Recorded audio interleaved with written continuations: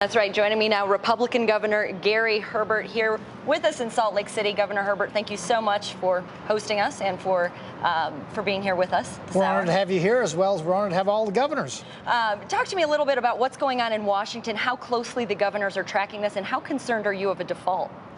Well, I'm not too concerned about default. I believe they'll work out some kind of a compromise, but I am concerned about fiscal irresponsibility. I think governors are concerned about fiscal irresponsibility. Kind of the cry is, we balance our budgets, you ought to balance yours. And what they do in Washington does have an impact on the state. So I hope they can work things out. I think they need to get their fiscal house in order, and states will follow suit. If there's no deal and we get to August 2nd, what's your understanding of what happens to the state of Utah? Well, my crystal ball is probably as foggy as anybody's, and there's a lot of people out there pontificating on what will happen and the sky will fall in or not. So I really don't know. I know that from a state perspective, we want to get rid of the uncertainty. They need to do something in Washington, D.C. that brings some stability to not only the short term but the long term outlook. We are out of control when it comes to spending.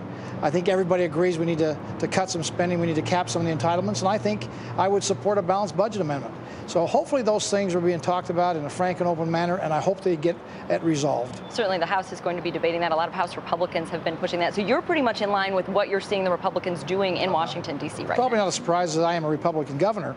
But again, I think the principle of fiscal prudence, making your fiscal house be in order, is something we all can agree to. Governor, you talk about fiscal responsibility. What are your constituents talking about political responsibility? Why do we have to go down to these deadlines increasingly to get anything done in Washington?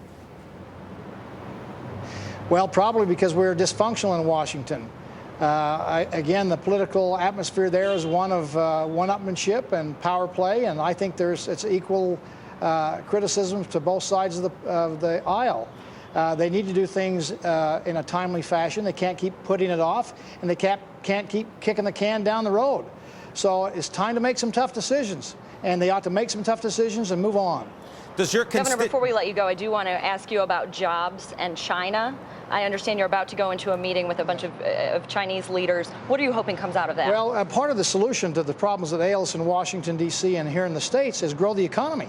That's what you want to do, create an opportunity to grow the economy. Well, it's a global marketplace, as everybody, and certainly Bloomberg understands that, and we have opportunity to grow our economy by working with other countries outside our borders. We're talking about that today with China. Governor, thank you so much for being here with us today.